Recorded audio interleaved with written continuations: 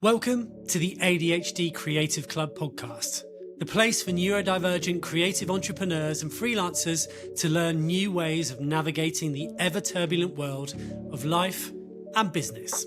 I'm really delighted today to be welcoming someone who's a very good friend of mine. We've known each other for many, many years, and that's David Middleton. So he's a game designer and founder of Bewilder escape rooms.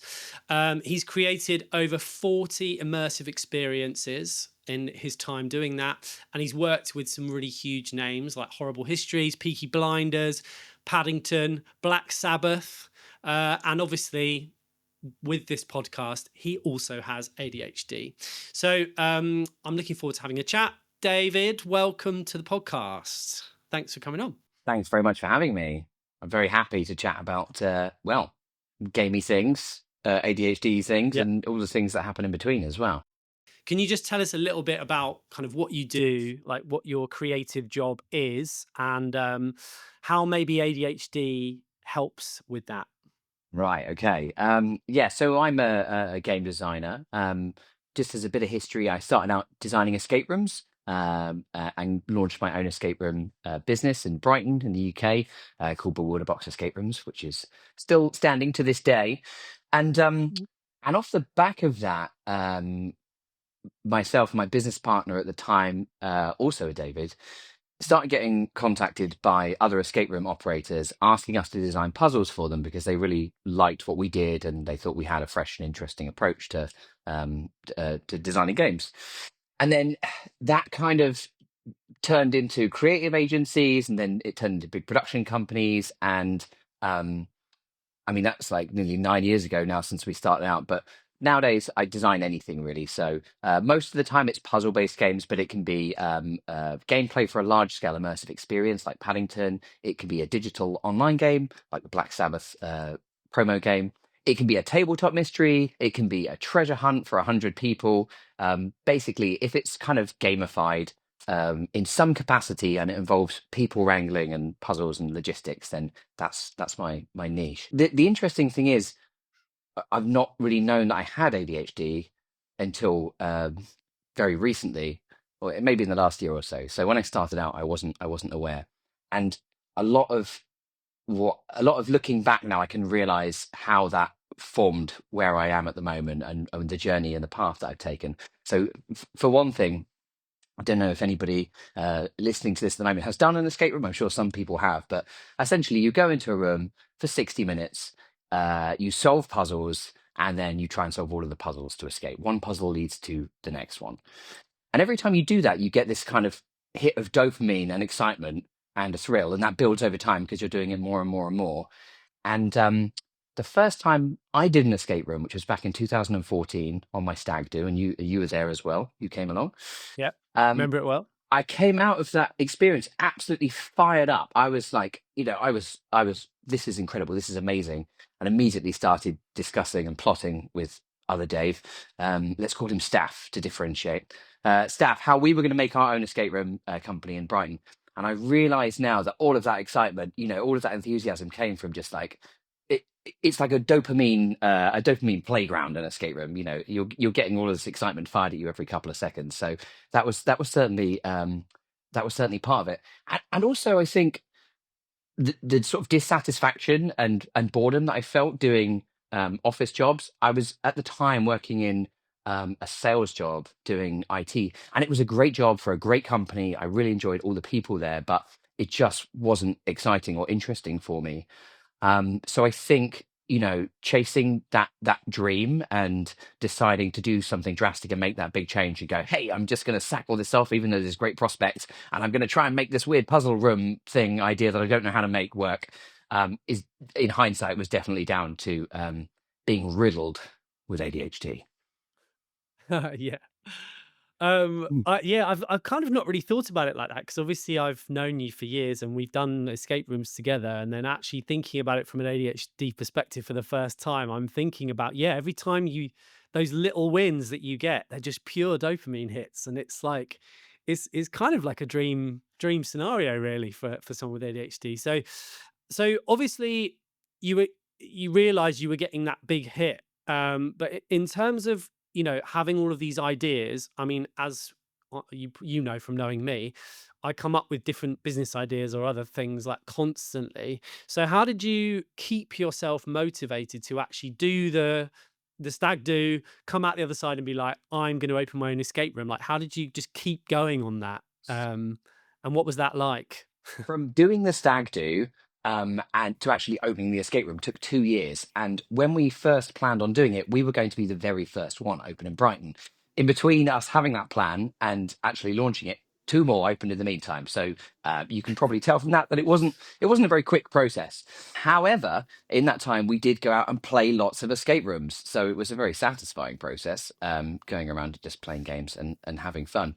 How do we keep on track? I don't know. I think like certainly some of it was having accountability to each other. So I would go around Dave's house once a week and be like, Dave, I've brought some puzzle designs round. And he'd bring his puzzle designs out and we talk about them. And there was just this, that was the momentum, really. It was being accountable to each other and knowing that we wanted to do this thing and not wanting to let the other person down.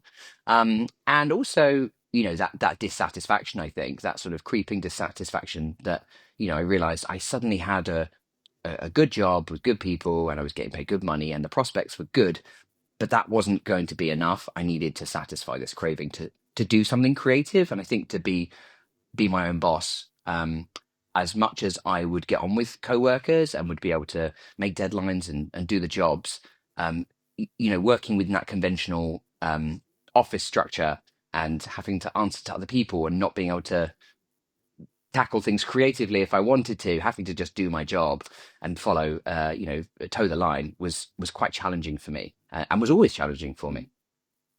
Obviously you were saying you were actually hitting the deadlines and things like that. Were there any things that you were doing then when you were working that 9 to 5, which is obviously not conducive to usually a productive ADHDer? So like, were there any things that you were doing unknowingly that were kind of helping you get those things done? Or did you just knuckle down and just was like, I have to do this? It was a bit of knuckling down. I think that whilst I have always had some challenges because of my ADHD symptoms, because obviously it's very different for different people. Um, Being accountable to other people, to work deadlines, I've always have been pretty good at that stuff. It's my own stuff that is sits there in the pile and doesn't get finished. Um, Yeah. Also, I think there was an element of that classic ADHD story. The in school they managed to get by through being like sharp and just doing enough to get by type thing and maybe not paying attention, not doing all the homework. And that was me in school. And it was also me in work. I would go into work and I knew that I could get by on the fact that I was good at my job. I was I was about to say charming. I'm blowing my own trumpet, but I could get by on my personality and the fact that I was sharp. And if I needed to hustle and get a piece of work done quickly, I could do that. So I definitely didn't work as hard as I could do, and I think that was part of like survival. If I had been going all out and working and doing everything that I could, I would have burned out, so quickly. Mm. Oh, and also, Yeah. whilst I was at work, half of the time I was tinkering with some other weird creative project. I've been in bands, as you know. I've done quizzes and shows and all sorts of other little things before I got to this point with the escape room stuff. So there was usually some kind of strange, weird creative idea that was sitting in the background, and that was kind of ticking that box and fulfilling that part of my desires, so that I could carry on doing my Yeah. job in some semi normal, respectable way. So for you, I guess then you've mentioned it a few times. So like the secret really is always not deliberation, but accountability with other people. So how have you? So obviously you started out with other Dave. He was your business partner. And I know you guys kind of have gone your separate ways now. So you've mentioned about those more recent projects, things that you've got to do for yourself. Is there anything that you're doing now in terms of extra accountability or any other techniques you're using to kind of keep on top of it and keep moving forward? I've realized that keeping it simple is really the most important thing. I've tried a lot of these. You probably get advertised these all the time, like calendar organization, AI apps, and I can't think what the names are. I won't mention them because they've not sponsored the podcast yet. Not But yet. No. not yet.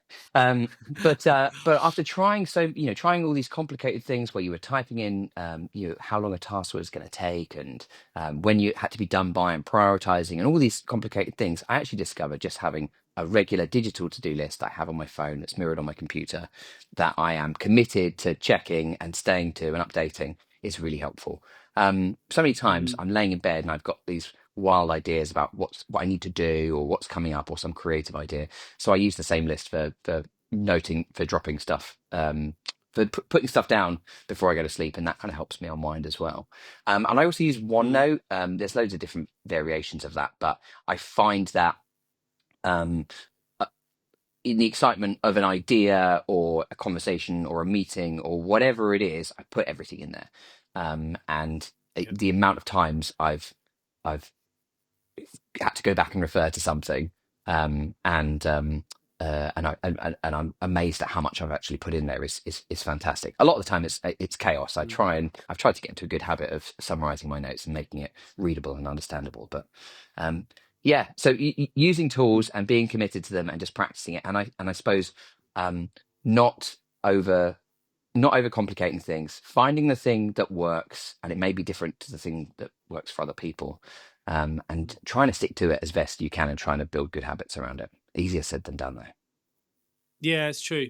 I think with, this is the great thing. Well, I'm not saying my podcast is great, but this is the great thing about chatting to lots of different types of people, is the hope is that everybody's going to have these different techniques that they're using. And then people can go away and say, oh, okay, I haven't heard of that. Maybe I'll give this a go. So you can find that thing that works for you. Exactly right.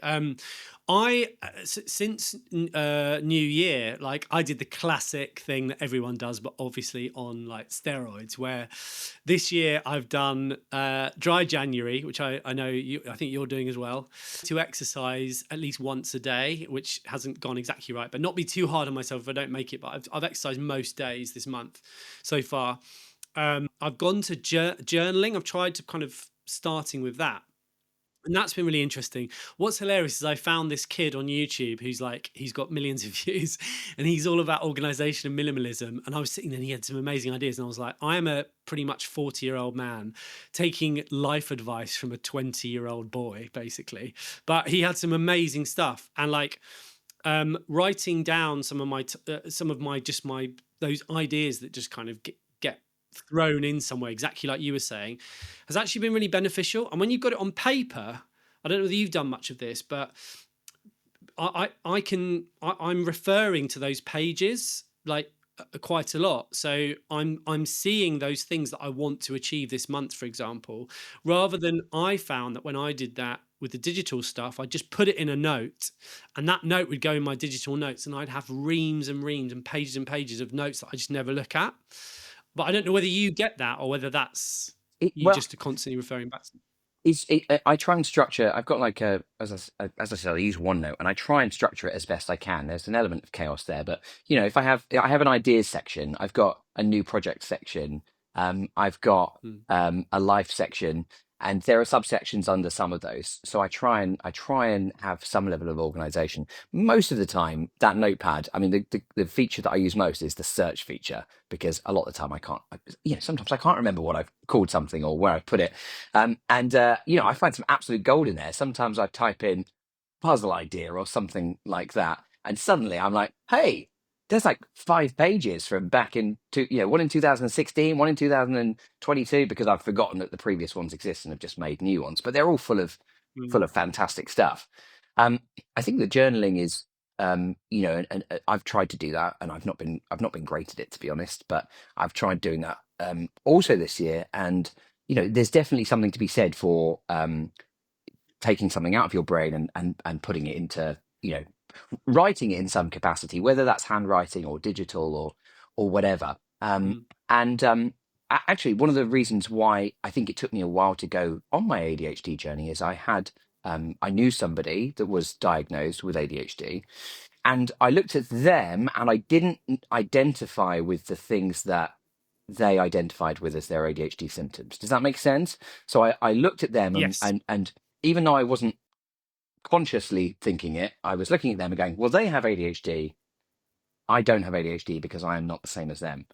And the more people that you talk to, the more stuff you read online, the more podcasts you read, you realize that not only do we all have different symptoms that display in different ways, um, certainly I think for people who are further down, further ahead in their life, older people that are getting later diagnosis, a lot of the behaviors that we have and the symptoms that we have are a combination of the ADHD and the chemical stuff that's going on in your brain, but also they're learned behaviors. They're a result of masking or finding your dopamine in different ways. It's the reason why Mm. some people, maybe turn to drink for self-medication because that's quietening down their mind. Some people, love exercise because they get that dopamine hit and their brains have learned that or food or whatever it is that you do, or escape rooms.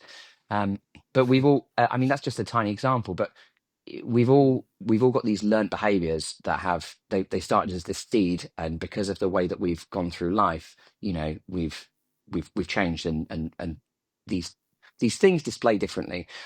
All I think is a lot of the time is I feel very fortunate that I had parents who were very supportive and understanding, and I'm very privileged and very lucky to have had that. They encouraged my creativity. I wasn't I wasn't told you're a naughty boy and you're not paying attention and you need to do this. They encouraged me in the right way, and I'm not saying I got away with everything, because I certainly didn't. But what I mean is I've grown up into a person, and I feel like that creativity was very much nurtured. And Yeah. yeah, I feel fortunate to have come from that background, because I know that's not necessarily always the case. Um, Mm. Yeah, I'm very similar actually. But both my parents were very artistic, very musical, very creative, and again, like having that support, it's hard enough dealing with life in general, especially as a kid, when you're slightly different, which we didn't realize obviously at the time. If you're vibing with this conversation, imagine having a whole community of creatives who also actually get it. People who understand why you have 47 browser tabs open, why you started 3 businesses last month, and why just make a list is the worst advice ever. That's exactly what I'm trying to build at the ADHD Creative Club. Head to the ADHDcreative.club right now, yes, right now, before you forget, and sign up for tips, tricks, and real talk on surviving as a neurodivergent creative entrepreneur. The ADHDcreative.club. I'll put the link in the show notes because, let's be honest, you're not writing that down. So, all right, back to the conversation.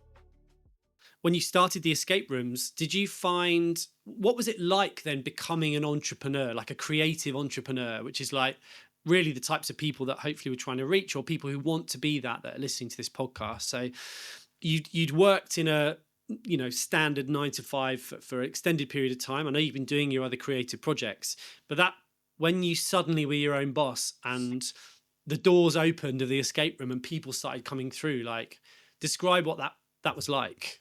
It was absolutely wild. I mean, like there were two very distinct things going on. Number one, obviously, it was incredibly exciting. It was a roller coaster. As soon as people started buying tickets and turning up, and the game that we'd created, that we'd spent all this time crafting and building, was being enjoyed by the world.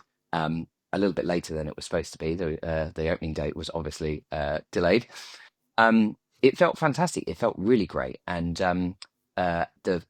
the flip side of that is suddenly we were in charge of this thing, and we were our own bosses, and we had to be organized, and we had to plan, and we had to learn all of this stuff, and we had to do all this stuff that was did not come natural to us at all.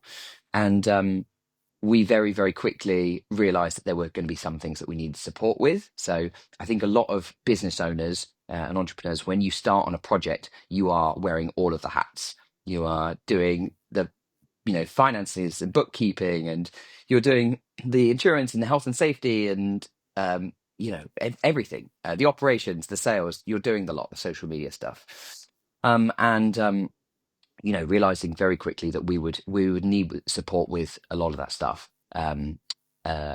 was crucial. And we were very fortunate that we had a network of friends around us that could offer us lots of those things. But in terms of like shifting from office work to this work, I was like, this is a dream. This is incredible. This is wonderful. I'm doing what I've always wanted to do. Um, at the same time, the shackles were off. There was no one telling me to be in at this time or leave at that time, and that could mean I was working, all the time late into the evening, or it might mean that I started late, or I got distracted, or whatever. It was. I think that's another thing which I've learned, and another thing which, well, I guess everybody learns. It's not just an ADHD thing, but it's kind of important with ADHD, is to know yourself and understand when you're good at doing things and when you're not good at doing things, and learning that um, if it's not the right time to do something and you're just not going to be able to get your work done unless you've got a deadline the next morning, um, it's best to try not to do that. Try and, where possible, plan your day so that when you need to be productive, it's going to be at your time when you are physically capable of being the most productive. As well, like not being too hard on yourself as well. I think knowing your limitations, that only comes with time. It's the same as being an entrepreneur, and like figuring out that you needed to delegate tasks to people. You don't necessarily have the financial capability or the knowledge to be able to do that straight away, but this is the thing. It's this classic thing. Everyone says, oh, you've got no time, life is short, and do everything now. But at the same time, you've got to give yourself a period to understand your limitations, understand what you can and can't do, what you need help with.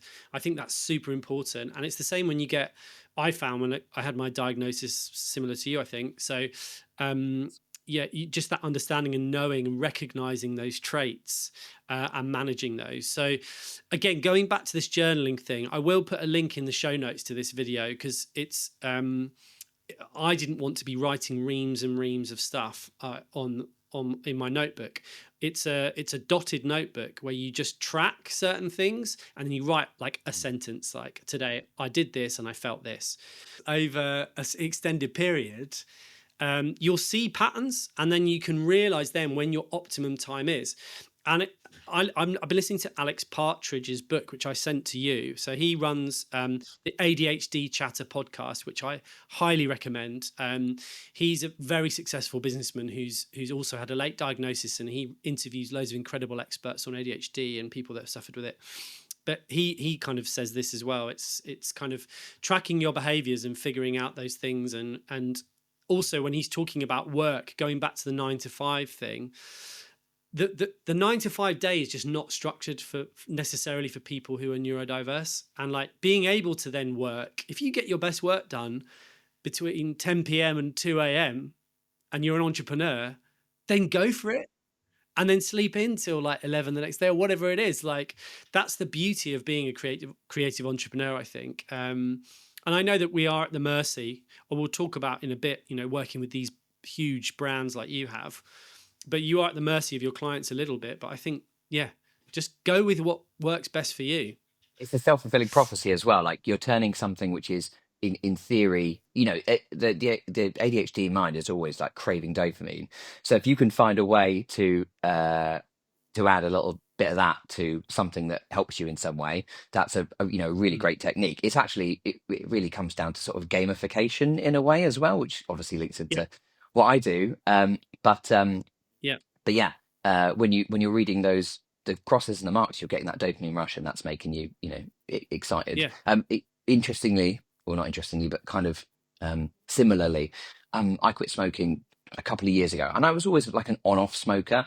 And by on-off, I mean I would quit for like 6 months, and then I would start, and it would kind of get heavier and heavier, and then I'd get to this point where I was like, I'm smoking, in the middle of the day. It's not like when I'm just going out or in the evenings. It's kind of, I wouldn't smoke in the morning so much, but I would do it in the daytime. And the thing that got me to quit was actually the NHS quit smoking app. And it was purely because, first of all, it was really easy to track. Second of all, every day it would say, have you smoked today? Or since we last spoke, and I would say no. I press the button, and a little counter timer would go blah, blah, blah, blah, blah, blah, blah, and it would say you're on day whatever. And there were two things that were happening there. Number one, dopamine hit. wonderful, I've recorded this, look at my wonderful big number. And second of all, it was just being recorded there. And, the idea of that number going back to zero again was kind of like, that was an incentive for me to not do it. Um, Mm. so yeah, it's playing the game, isn't it? The dopamine game, and finding what works for you. But there's I can't recommend any because there's not many that I use that are ADHD specific, but I do know there are lots of apps that kind of gamify this stuff and help you track this stuff. So it's always worth looking into those and just seeing what options there are. But different things work for different people. Yeah. This is quite interesting, actually. I again had a classic business idea whilst you've been talking. But Well, because best go and buy the domain right now. Make sure it's available. Let's buy it. How many spare oh god, domains do you reckon you've bought that you've never used? oh gosh, I've got loads. I literally have got an email that came through the other day about one that's about to auto renew, and I immediately was like, I should cancel it because it was an idea that I'm still not going to do. And then I had a notification a few days later saying it's auto renewed. Thanks for another year. And I was like, yep. I literally looked at the email, could have cancelled it, and I didn't. I know So that it's one hundreds. exactly, and I don't know. I wonder how much of the the domain industry, like GoDaddy, they must have like customer segmentation. I wonder what that pie chart looks like. Yeah, we've got a 30% of our customers, 30% of our income comes from ADHD folk who don't cancel the registration and are just buying new domains all of the time. I've got so many of them. Yeah. Yeah, it's true. I won't go on about him the entire podcast, but because I'm listening to his book as well, like Alex Partridge was saying about the ADHD tax, Mm, and he broke down. That's kind of it's mostly financial, but it's also a mental tax as well. So the ADHD tax is basically like all of those times where for argument's sake, I stay too long. I got a parking ticket, and then I forgot to pay the parking fine. So then it doubled in price, and mm, then the reason I got a ticket in the first place was I forgot my car was running out. So all of that money is part of my ADHD tax. Forgetting something and having to drive to somewhere to pick something up last minute, and that's the petrol. It's like he added all of that up, and because we live in this world where it's kind of built for kind of neurotypicals, and we have this. Yeah, there is an ADHD tax. The domain names, the business ideas, all the kit of this new obsession that you've got that you buy and then you never do anything with it, and it just sits there. Like it's all stuff that we have. There's a financial thing that comes along with the condition, and that's hard, especially in this day and age.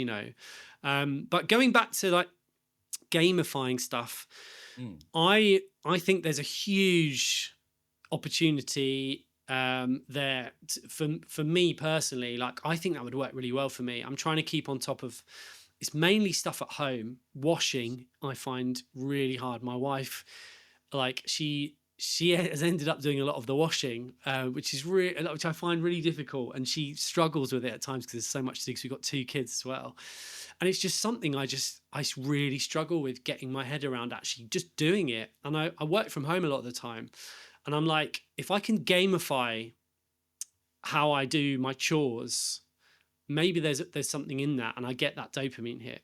Have you got any like? Is there any off the top of your head? I'm putting you on the spot here, but you're a game designer. Like, any tips on how I could gamify my life? Yeah, well, we'll come up with a point system, Dave. It's like we'll make a choose your own adventure, and you can get points for each thing. Because I too struggle with the same thing with house stuff. The three things that have kind of worked to varying degrees. Number one is like accountability to another person. Again, it's not always easy to do it. But having agreeing that you'll do something, and you'll do it by a certain time, and it's important that you agree what the time is. Is a good way, I think, of kind of putting pressure on yourself, as long as you remember to do it. Mm. There's also apps that facilitate this stuff. There was one which to be fair, like I don't think it actually worked for us. We didn't fully invest in it, but there's this one called Sweepy where you, as a household, you join, a house on this app, and you write down what all the jobs or tasks are, and it gets assigned to different people, and it kind of builds up a bar every time you do it, or something like that. But it's more about like Mm. transparency and having a bit of structure around it, because I think one of the issues with being neurodiverse with ADHD is like there's all this stuff that's going on, and unless it's in a format that you can understand and digest, like the journal, like this app, it's very hard to it's hard to remember. You just forget, it falls out of your brain. So Mm, stuff like that is good. Notes, we actually got to a point with some things where we just write notes and put them on things around the house, and that was pretty good. Just little reminders here and there.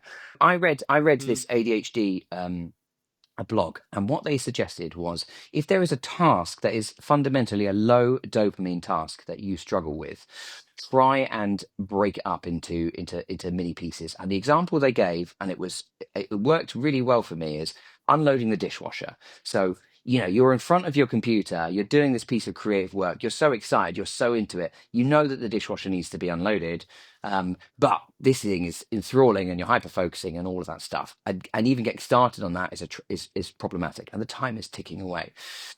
Their suggestion was to go in, and rather than putting away the whole lot, you just put a glass in the cupboard. That's it. And then you do a bit more of your thing. Try not to. If you're in a hyper focus hole, then maybe you can't get out of it. But whatever. You come back a bit later on, you do another glass, and you just break it up into those small bits. And what will probably happen is, after you've done like 3 or 4 glasses, you'll just do the whole thing anyway. And I found that worked for me. I don't know. It was almost like tricking myself, because it was more the dread of having to do the whole thing. So being able to dip your toe in, do a little bit of it, mm. made the complete task much easier. But anyway, Yeah. yeah, I found Yeah. that worked.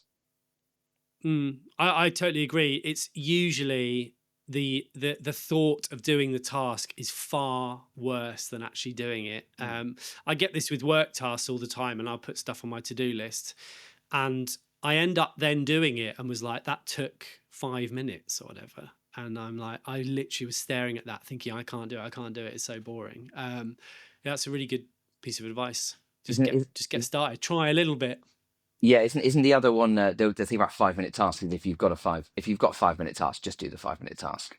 Um, I have another one actually Mm, as well. I had a productivity coach for a while who was very insightful and offered lots of help.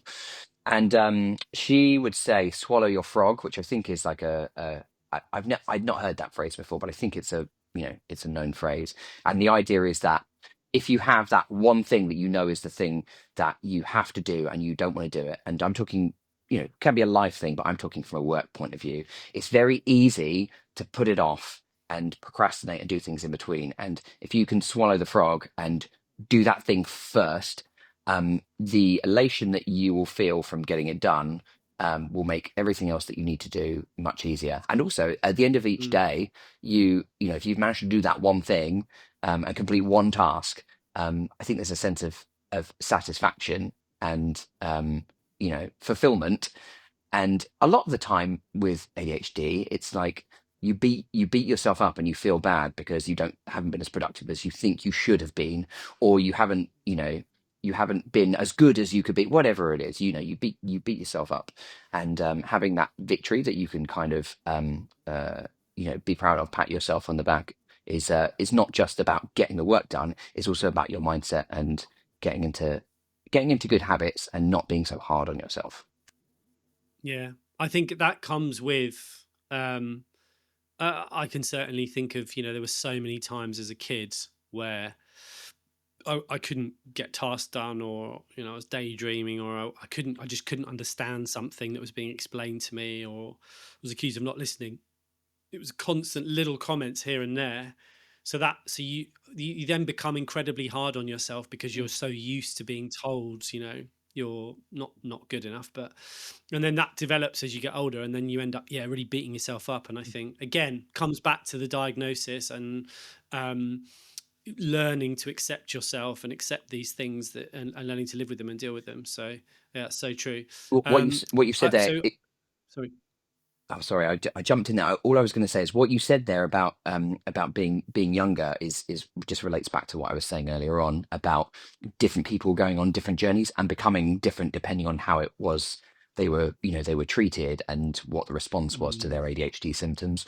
I know a yeah. lot of people who are creative, who all are now sort of coming to the realization later on in their life that they think they have ADHD, and they're all so fundamentally different. But the interesting thing is, a lot of the time, you can trace their character traits and their behavior back to when they were younger or experiences that they've had in life, which are a direct result of ADHD, and how other people responded to that, or how they responded to trying to fit into a normal world, a world Mm, made for neurotypical people. yeah, for sure. You went on from working just with doing the escape rooms. You're then moving on to consulting, and you're starting to work with people I listed earlier, like Horrible Histories and Paddington, Black Sabbath, and all these big names. I know you've got some irons in the fire as well for some other bits, but uh, how has that impacted? How's your ADHD impacted that? Because I imagine there's suddenly another level of accountability that kind of goes above, when you start working for these big corporates, and there's a bit more pressure, there's a bit more on the line, I guess. So how have you found that, and how did they come about, really, to begin with, as well? Whenever we enter into a new situation, which is sort of feels above where we've been before, there's always going to be that kind of pressure, and there's an element of imposter syndrome as well. Am I good enough to do this? Can I do this? And the the excitement of dealing with these projects. This last year I did the Paddington experience and did the gameplay for that, which is at County Hall in London. It's a walk-through immersive experience. It's got a whole cast and a set and stuff. It was so unbelievably exciting, which, as well, for somebody whose brain is craving dopamine, is wonderful. It's like dopamine overload. You get dopamine when you have the first conversation, and then when you get the job, and then when you go on set, and then when you're handing in your bits. I have to say, like, I feel very lucky, and I'm sure there are lots of creative people with ADHD that are in this situation. But I feel very lucky that I genuinely love what I do, and I don't Mm, think I would be able to have got where I've got if that wasn't the case. Um, but yeah, there's a lot more going on, a lot more that's going to happen. Those early games that I was making, and I was just figuring out what the hell I was doing. I feel well armed now, with more knowledge about myself, and with these tools and coping mechanisms and work that I've done to my processes, to mean I'm tooled up, basically, to go and do mm. bigger and better things. Oh, that's fantastic. And it's great. Like, you know, I, with this podcast, I want to speak to people that would inspire other people to listen, because they're creatives that have this condition, and they've managed to kind of step up and kind of do great things. And as a mate, like, it's always great kind of watching you and watching your journey over the last decade or whatever. It'll be interesting to see where you go next, because it's already going really well. So thank you very much for your time today. I really appreciate you opening up about everything. I think it's been a brilliant chat. Is there any last bits of something you want to kind of leave the listeners? Is there anything you want to say, a piece of advice or something that you want to leave people with?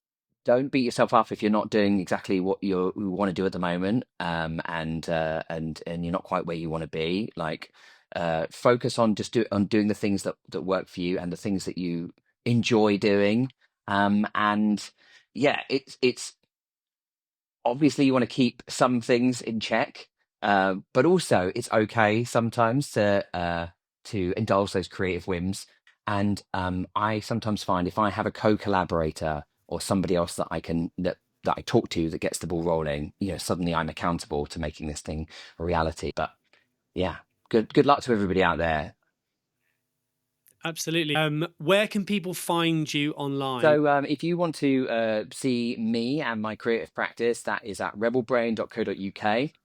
And you can get in touch with me there. I do have an Instagram account, which is occasionally posted to, which is at Rebel Brain.